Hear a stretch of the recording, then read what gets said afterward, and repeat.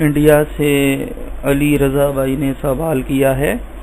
کہ صبح و شادی کا وقت کب تک ہوتا ہے، سحری کب تک کھا سکتے ہیں، صبح و شادی کے بعد بھی اگر کوئی سحری کرتا رہے تو کیا حکم ہے؟ تو محترم، صبح و شادی کا وقت اگر آپ معلوم کرنا چاہیں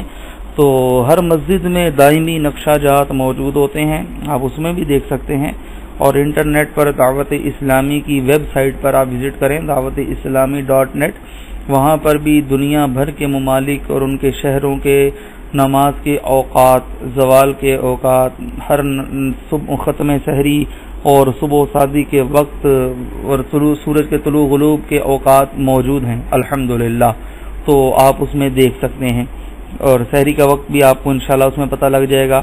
اور صبح شادی کا وقت بھی پتہ لگ جائے گا،